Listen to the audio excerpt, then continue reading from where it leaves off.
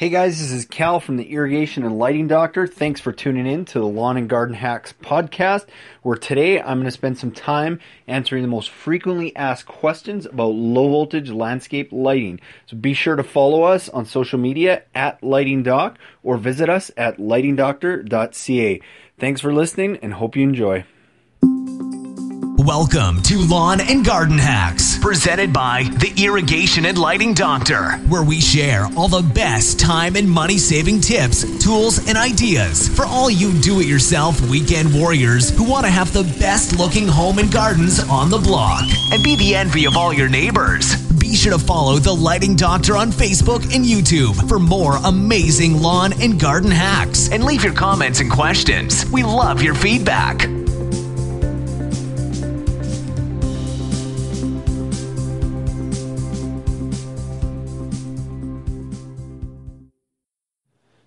Hey guys, thanks again for tuning in to the Lawn and Garden Hacks. Today I'm going to be answering a bunch of frequently asked questions about low voltage landscape lighting.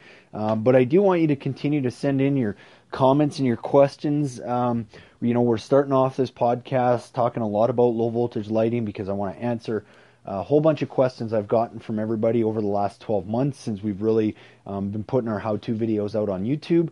But we're also want to take the time to answer all kinds of questions about anything to do with lawn and garden, whether it be your irrigation systems, gardening, planting, trees, fertilizing, all that kind of stuff. We run both the Irrigation and Lighting Doctor, and we have extensive experience in both of those areas, as well as a long list of professionals that we want to interview and bring onto this podcast so that we can help answer those questions and show you guys some new cool tools and tricks and technologies that are coming available all the time too, to make your home and garden pop and make it a lot easier for you to do it yourself and make it cost effective for you to do it also. So today I'm going to dive into a bunch of the questions that I commonly get asked about low voltage landscape lighting. So, we're going to talk about low voltage, but really when it comes to landscape lighting, there's really two areas or two types that most people will look at. And what most people see out there is solar lighting, because you find it in all the home improvement stores and your Canadian Tires and everything, and it definitely serves a purpose. And I just want to explain a little bit of really the difference between them. I'm a huge advocate and proponent of solar power. Unfortunately, when it comes to outdoor garden lighting, the technology is just not great yet, and not that it won't be here soon. I mean, we're working on developing our own brand of solar lighting, solar landscape lighting, but we don't quite have the technology in place that's going to make it a premium product. And most of the stuff you see on the shelves, it's not a premium product. It's just meant to kind of go out in your garden and, if you get 2-3 years out of it, you're lucky. Even with the best brands, the most expensive ones out there, I still end up replacing those a lot because they're not designed to last. They don't put out a whole lot of light yet. That'll change over the years, but as of right now, if you really want to make your home and your garden pop with lighting, I'm going to strongly suggest you stay on the route of low voltage landscape lighting. So this is different from line voltage, which is it's a little more dangerous, and you need an electrician to come and put it in. Low voltage basically converts your 110, 120 volt power down to 12 volts so that you can run that wire without having to run a bunch of conduit. It's safe. If you cut the wire, you don't have to worry about zapping yourself. It's a lot safer and causes a lot less headaches and can still produce a really, really nice effect. And in my opinion, even more so and better than low voltage because it's not as bright. It just kind of highlights areas. So that's what we're going to talk about, is low voltage landscape lighting. And, I had a question last week from John, really was just asking, what's the difference between, these solar lights that I find in the big box stores, or even some of the low voltage lighting that I find in the big box stores that is obviously much cheaper than what you would find on say on the lightingdoctor.ca website. And really it comes down to quality. After all these years of buying and installing landscape lighting, what we found as a general rule of thumb If you're buying a LED low voltage landscape light and you're paying less than $70 for that light, chances are it's not going to be very good quality. That $70 to $100 range is kind of where we found our sweet spot, that we're getting really good quality product that's going to last, but it's not overpriced. And there's actually quite a few brands out there that will offer that. But I would say when you're looking at putting outdoor lighting, if you're not within that range, you're either probably paying a little bit too much, or it's not going to last. And again, you can pay more. Just be careful, because there is some stuff that's overpriced. But I mean, I've seen really good lights that I would easily pay $150 for the actual fixture, because I know that thing is going to last probably forever. So that's just a general rule of thumb when it comes to quality. The other thing I typically will look at, or tell people to look at, is it seems silly, but look at what kind of ground stake that light is going in. If it's a flimsy plastic little 4-inch stake that you can pretty much snap with your fingers or snap with your hands, what do you think that's going to do in the ground the first time a soccer ball hits it, or lawnmower or something like that? It's not gonna last. So I mean, that's something I look at. Also, play with the fixture. You can usually feel what a good quality fixture is and what a poor quality fixture is. I mean, just feel the light, and if it feels like a lawnmower or a soccer ball is going to bust that pretty easily, well, chances are it probably will. I know with the lights that we use 90% of the time that we sell, again, we're a premium product provider. We don't do anything cheap. We want stuff that goes in to last. But to find lights that we actually did, we had bought a whole bunch of lights, and one day I actually gave my 5-year-old and my 7-year-old 3-woods, and I said, okay, go to town on these lights and see if you can break them.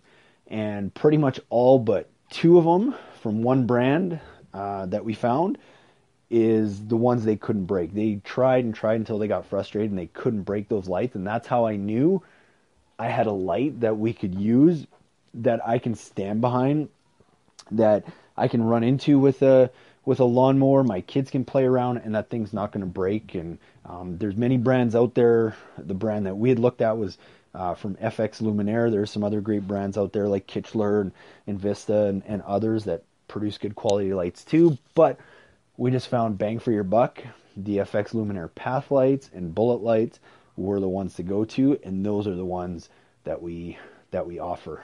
So I mean, if you want to test out how strong your landscape lights are going to be, there's a suggestion: give your kids some golf clubs and see what happens. So anyway, that's that's all I kind of want to mention about quality. Another question that we often get asked is the difference between LED and incandescent or halogen fixtures. Because a lot of times people see a lighting fixture and say, well, how come this one is so much cheaper? And 9 times out of 10, it's probably because it's not a LED light. It's just it's a halogen or incandescent fixture, which nothing wrong with that. You just got to know that bulb is not going to last as long. It's going to produce a lot more heat. Plus, you're probably going to have to spend more money on a transformer because it's going to use a lot more power, which means you're going to have to buy a much larger transformer. So, pretty much most of the good lighting that's sold nowadays is LED. What we do is we still, a lot of the time, will buy really good quality halogen fixtures that are just staples. They're tried and true. We know they work good, and we just retrofit them with a really good LED bulb that we know is going to last for 30,000, 50,000 hours plus. So 10, 15 years before you ever need to worry about changing that. And we're still getting a really good quality fixture, and we're not blowing our budget by doing that. So it's definitely something that I recommend looking into. The other advantage to LED over incandescent and halogen, other than, just like in your home, obviously you're saving money on power. You don't have to change bulbs as often, but it makes it a lot easier to design and install a system because it uses a fraction of the power of a halogen system. You can put a lot more lights onto a system. You don't have to worry about things like voltage drop as much. That being said, if you're putting in a system and you're only running, say, 15, 20 lights off one transformer and you're not having to go more than 200 feet, you don't really need to worry about voltage drop.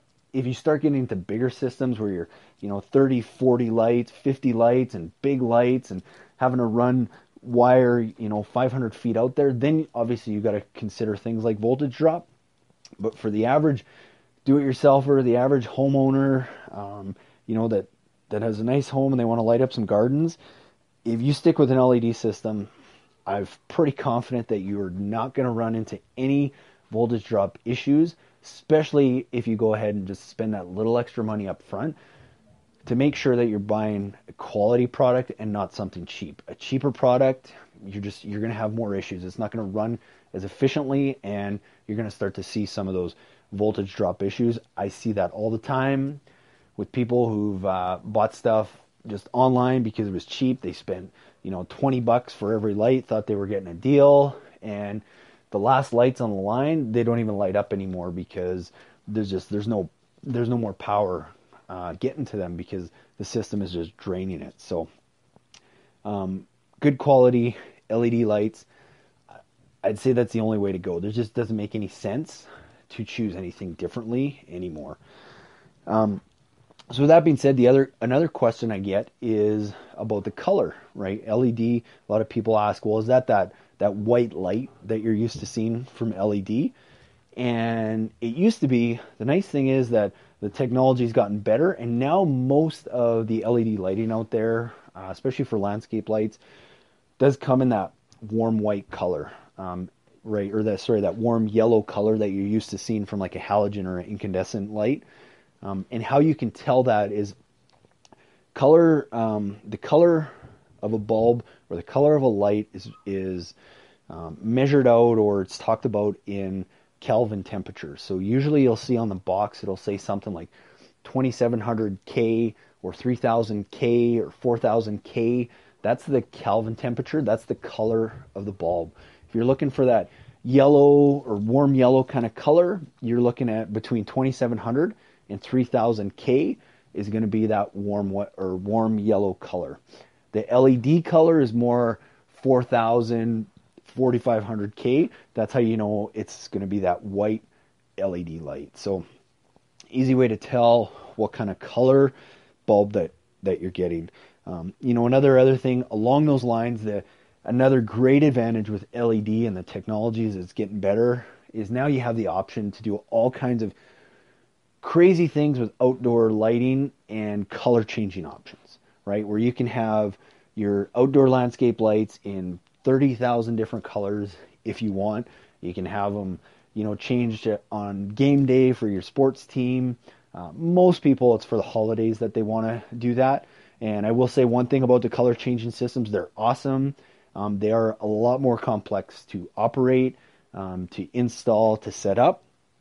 But if you want to go down that route, very, very cool options. Just know that you're probably going to be paying 3 to 4 times as much per light for a color changing system than you would just for a regular system. And also the transformer is usually quite a bit more elaborate. So you're usually paying 2, 3, 4 times as much for that as well. So something to keep in mind. If you're just looking at doing it for the holidays and you just want maybe the reds and greens for the holiday season, you can buy assorted color filters that will fit most bullet and accent lights. And it's basically just a small glass filter that fits over the lens or just under the lens, and it'll easily turn that light into a nice green or a nice red for the holidays. So way less expensive option. Those filters are maybe $20 or $30 a filter for a good one, but you can achieve the same thing for a lot less money. It's a lot simpler system, but it's a good cost-efficient way to do that as well.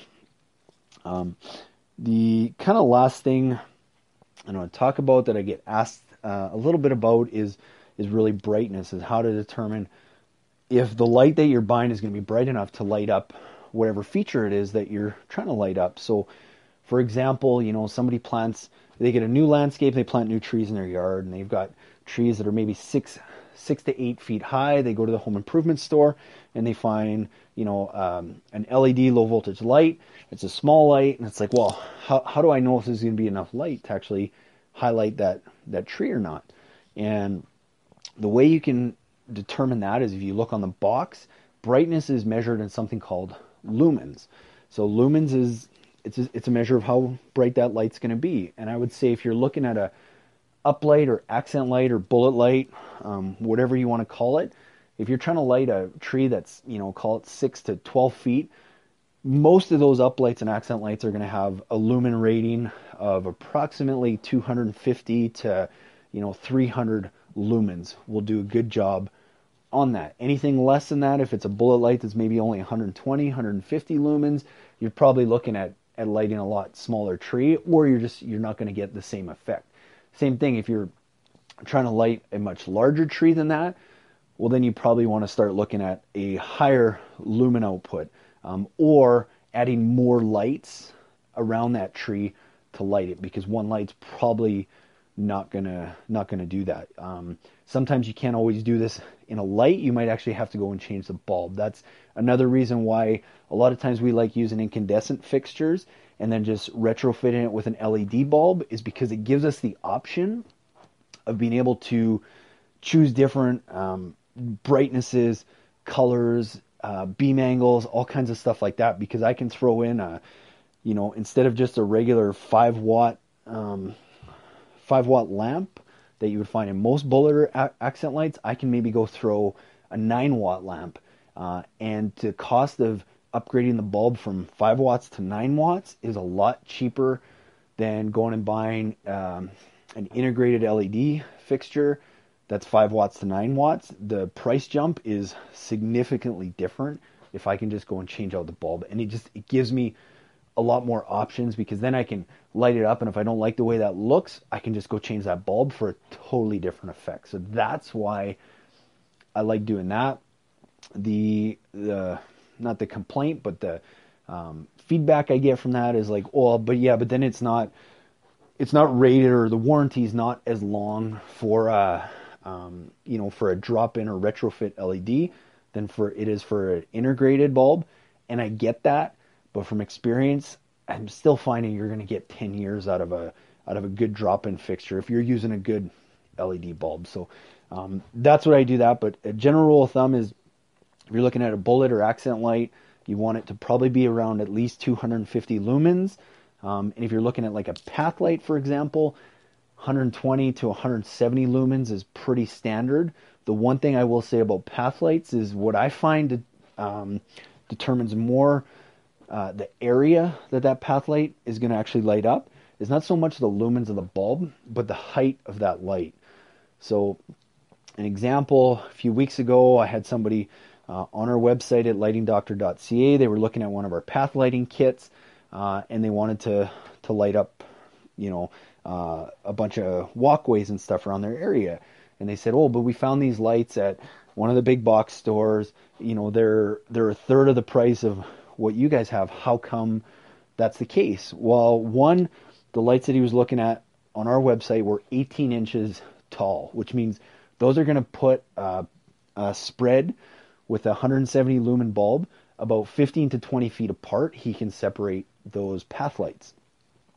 The ones he was looking at from the big box store were 6 inches high, and they had a 50 lumen output. So realistically, those lights are only going to light a small circle around that light, and he's going to need 3 to 4 times as many lights to achieve the same thing he would with a good quality path light with the right lumens and the right height.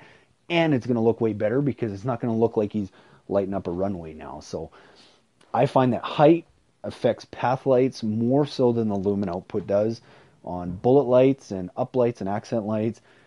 I would say it's the opposite. The more lumens, the brighter it's going to get. That being said, another issue that had come up, this summer, is a guy had a flagpole that he had a flag up, and it was like 30 feet high, and he was asking, is that light that comes in your kit, is that going to light the top of that flag stick? And I said, well, you're going to get some light up there, but it's probably not the best option. One, you probably want a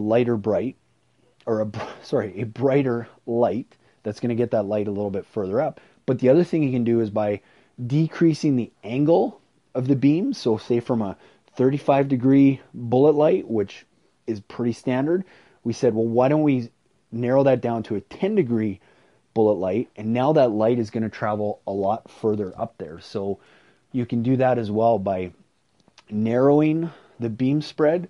You can also shoot that light higher up without having to get a lighter bulb. So angle does determine that as well. So with that, I want to get into question of transformers and sizing your system and all that kind of stuff. I've talked a little bit about, bullet lights and accent lights because those are the most popular, the most common light out there. And typically with an LED bulb, you're looking at probably about 4.5 watts is what each one of those lights is going to require.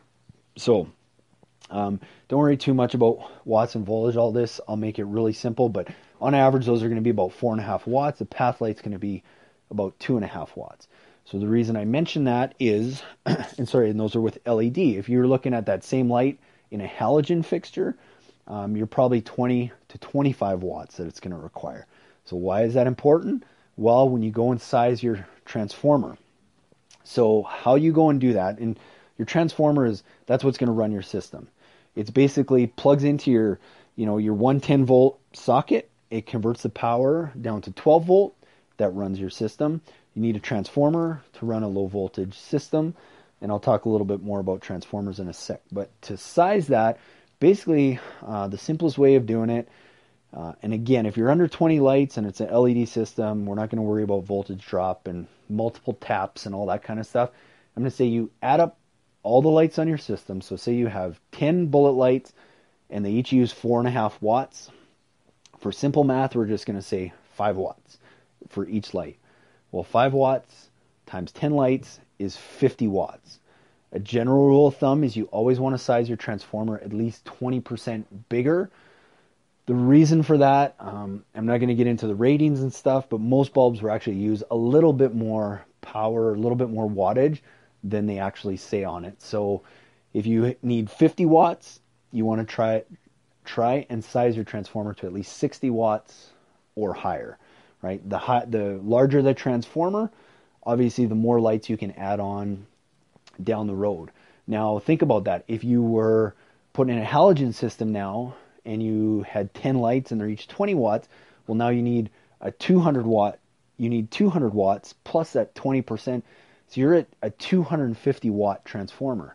The price difference between a 60 watt and a 250 watt transformer is very significant. So you're not always saving by using a halogen system. Plus you're using more power, you're changing bulbs more often, all that kind of stuff. But that's basically how you size a transformer.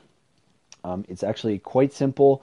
And again, if you're putting in a system that's under 20 lights, you don't have to worry about all the other headaches. Stick to that rule and you'll be good and you'll operate your system quite well. When we talk about transformers, obviously there's all kinds of different options that you can look at. Most transformers, most of them, some will come with some form of timer or photocell or something like that. Again, this is always something I say, don't cheap out on the transformer. Here's the reason why. My stepdad, beautiful house in northern Alberta on a Jack Nicklaus golf course, bunch of landscaping done. The landscapers put in a bunch of a nice landscape lighting system, probably 40 lights on the system, multiple transformers. It was all an incandescent or halogen system, which I know why they did it. It was cheaper to buy, but he was constantly having to replace those bulbs, and he's not the one who was going to go do it. So most times when I would go visit, half those bulbs wouldn't work because he wouldn't go change them. Maybe once every 3 years he'd get out there and he would change them. And then the other problem is they put in some cheap transformers as well. So the transformers quit working and they just stayed on all the time. So those lights were on 24 hours a day, 365 days a year. So those bulbs were burning out like every 8 months. So there's just no way that he could go and replace those all the time. And his system didn't work half the time. So he spent all this money on a system that doesn't even work. Whereas if they would have spent a little bit more money on the system, one, they could have used a lot less lights, and they could have used LED. You'd never have to change it. It'd be working all the time. You wouldn't have transformer issues and so on. So my point is, don't cheap out on a transformer. Get something that's good quality. This is something where you want to get your transformer, even if you get cheap lights somewhere, buy your transformer from a proper landscape lighting manufacturer, not the transformers you find in the home improvement stores. I'll just tell you that right now. I haven't seen any good ones that last. Saying they won't last for a couple years, but we end up replacing them all the time. So I would just stay away from that. Try and get it from a legit lighting contractor that can give you a good quality transformer. The other thing I would say too is, you can get these dials, these analog dials to set your timer. Don't waste your money. They're a pain in the butt. Days get longer and shorter all the time, so you're constantly having to go change that. They're a major pain in the butt. Photocells, Photocells is a good option. The only thing with that is photocells sometimes stop working, and then you got to be cognitive to where you're going to put your transformer, because if you put it in a shaded area and you have a photocell, those lights are going to come on way too early, and so on and so on. What I would recommend instead is look at getting an astrological timer for your transformer. They're not a whole lot more money, and basically what it does is it takes your geographic location, where you enter that in when you set it up, and then it turns your lights on and off with dawn and dusk based on the area that you live in, as well as it usually has some timer options too. So if you want to have them shut off 4 hours after they turn on, you can also do that. Another option that I love, that we use all the time because everybody's into smart homes and smart technology, is we've discovered it's an outdoor switch from a company called Wion, W-I-O-N. And basically what you do is you plug that into your outdoor outlet, you plug your transformer into that, you turn your transformer on, you set up the app. It's 3 quick and easy steps, and then you can run your transformer directly from your phone anywhere in the world. Plus it has about 7 or 8 different timer options. So you can use astrological timing, so it goes on and off with sunrise and sunset. You can actually set times, so it goes on at 10 p.m. and off at 2 a.m. You can have holiday timing, so if you want to set something different for holidays, all kinds of different timer options. It's a very cheap upgrade. It's like 40 or 50 or 60 bucks depending on where you find it, and it makes your life super, super easy. The other thing I like about it is it has 2 outlets on it, so you can plug your transformer in, but then you can also plug in your holiday lighting, your Christmas lighting, and all that, and you can run all of that off the exact same app, which is very cool. And I would assume that, I haven't looked into it or played with it a whole bunch, but I'm assuming that it's going to be compatible with a lot of the smart home systems that are out there, so you'll be able to just run it from whatever smart home system you're using. So those would be 2 options that I would recommend for transformers and timer options. 2 quick questions I get a lot. I'm going to answer these really quick because we don't need to go into a lot of detail, but one is about voltage drop, because most of the videos you see on YouTube are old and they're not relevant anymore because they're putting in incandescent and halogen systems where you really needed to pay attention to voltage drop. I'm just going to tell you, if you're putting in under 20 lights, you've got a good transformer, you've got good quality lights, and they're LED, don't worry about voltage drop. And you can take me to the bank on that. You just don't worry about it. If a light doesn't work at the end of the line, then you can worry about getting somebody to have a look at voltage drop. But I haven't run into that yet for a system that small. So if you're running your lights less than 250 feet out, under 20 lights, just don't even worry about voltage drop for now. The other question I get asked all the time is, well, how come you're not running your wire in a conduit or burying it 2 feet down or any of that? Again, it's low voltage. We're converting that high voltage, that line voltage power, to 12 volts, which 12 volts is not dangerous. It's not going to cause any issues. There's no codes around that, so you don't have to worry about how deep you get that wire. You could run it on the surface if you want. It just wouldn't look very good, and it's probably going to get sliced up by a mower or something. So you want to at least get it in the ground, but you get it 6-8 inches down so that it doesn't get punctured if you're aerating or digging or something like that. You are good to go. That's all the time I want to spend on those 2 questions. Another question I get asked all the time too is about wiring connections. What do you use for wiring connections? I'm going to tell you those connections that you find in the home improvement stores that basically have you kind of snap them down on the cable and they pierce into the wire. Don't waste your money on those because you're going to be replacing them, and they are a pain in the butt to have to go replace. And just think about this. If you have a wire that is underground, exposed to the elements, covered in dirt, water getting in it, and you go and pierce that wire, what do you think is going to happen to that? It's crazy that they sell so many of those because we're constantly replacing those. Just don't waste your money on those. Go and buy a good gel-filled wiring connector. You can buy good just gel-filled Moretz, which work okay, but just make sure you're at least taping those up to keep the wires from pulling apart is one option. It's not my favorite option, but it is an option. The other 2 options I like are, one is called a BVS2 snap lock connector. What it is basically got a couple ports on it that you strip the wire, push it in, it's gel filled, and then it snaps down tight on it so it keeps the wires from pulling apart and it keeps the water out. Another good option is something called a DBRY connection.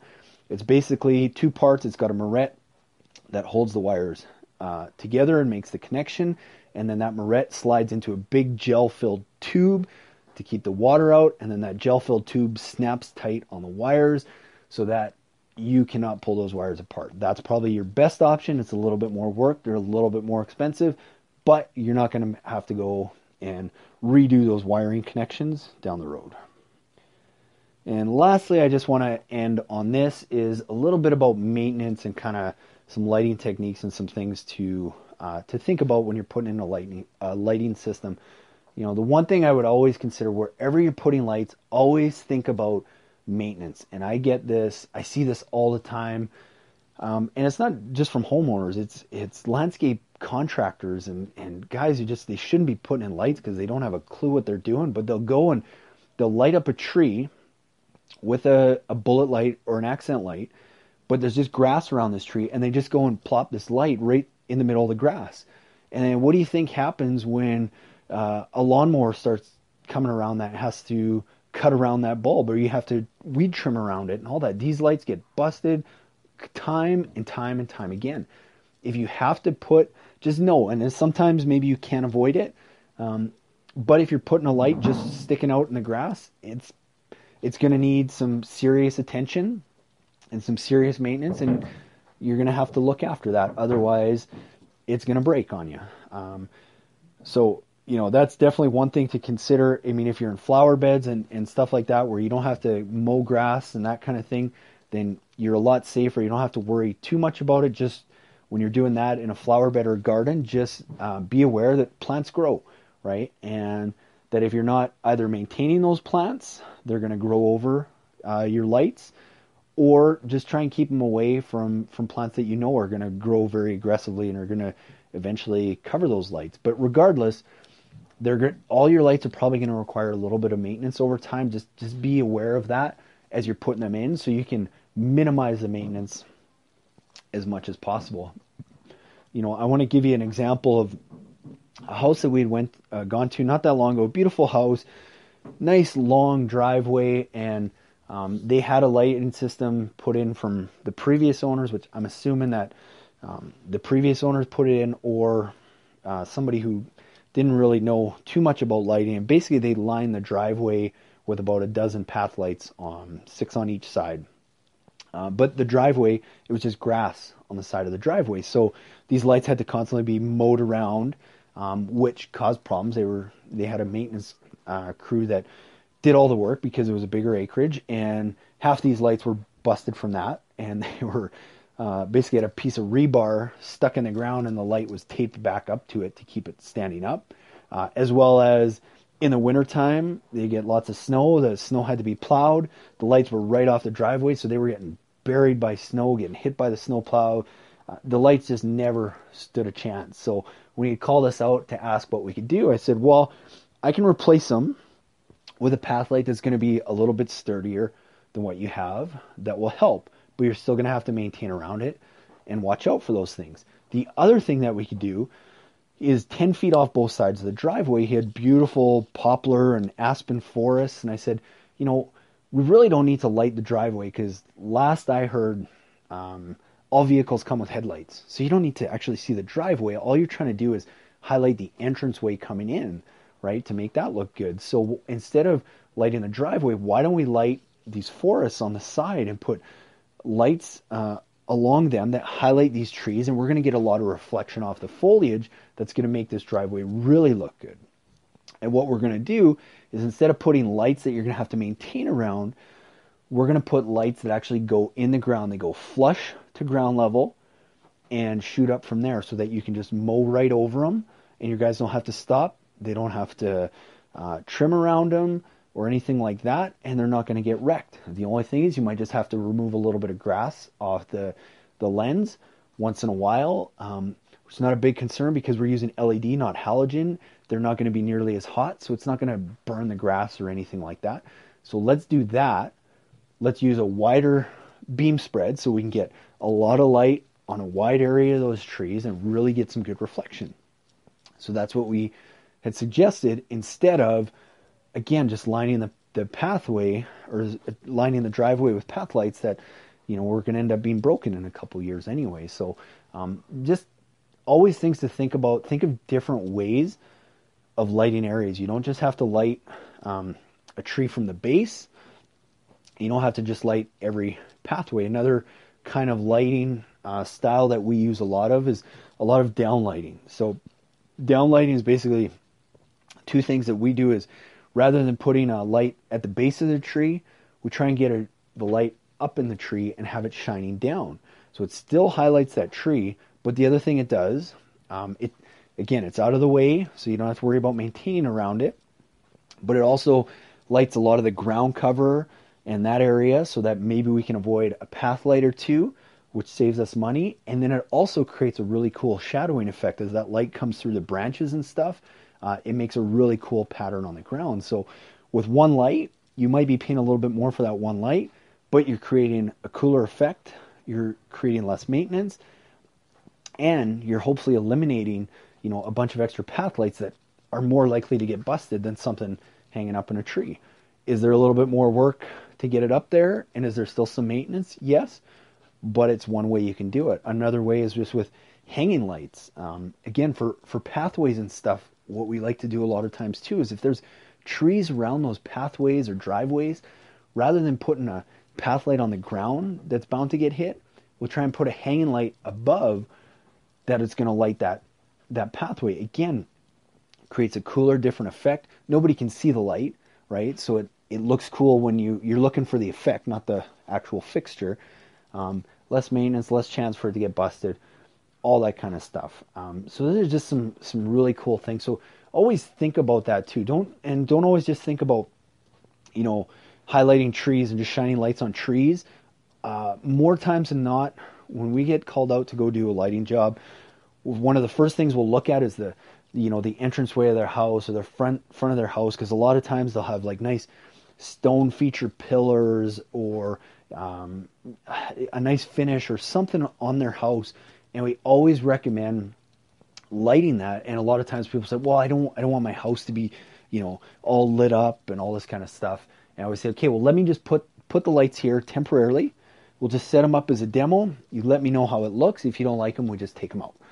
Every single time we've done that, they always ask for more. This looks so good. I want you to put more lights on the front of our house.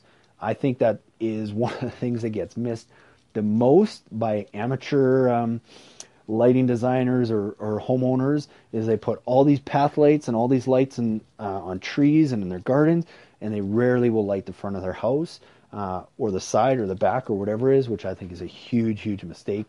Your house, I guarantee you, is worth a heck of a lot more than the trees in your yard. So why not highlight that? Why not showcase that? So Yeah, and there's lots of other cool lighting techniques. I won't get into all of them. What I would say is go and see what looks good. Grab a flashlight one night, maybe one that's got an adjustable beam, and go and shine it on a bunch of different areas to get a feel for what's going to look good, what's going to be, you know, the easiest to install for you with the less amount of headaches for maintenance and different things like that.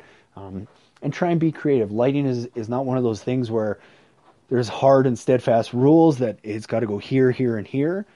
It's totally subjective. I could come and create a lighting design for you, and you can have somebody else come the next day, and we'll probably have totally different plans, as will you have a different plan on what you want. So at the end of the day, it's your house.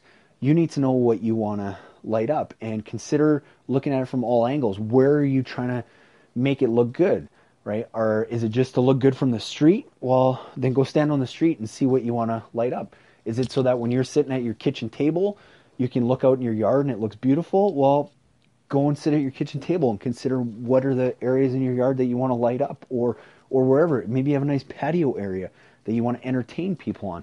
Well, maybe that's an area you got to focus on, right? So just take the time to really come up with a good plan.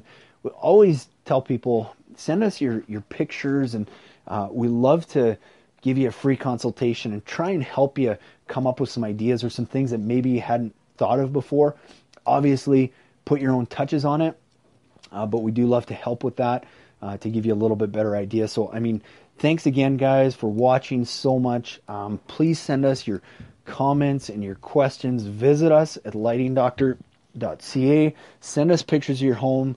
Love to give you a free consultation and give you some ideas of what you could do with outdoor lighting. And please send us all your questions about anything to do with lawn and garden so that we can continue to get great guests on here and answer those questions for you. So thanks again so much for listening. You guys have a great week. Hey guys, thanks for listening, and be sure to follow The Lighting Doctor on Facebook and YouTube for more amazing lawn and garden hacks. And leave your comments and questions. We love your feedback and look forward to talking with you again real soon. Have a great week.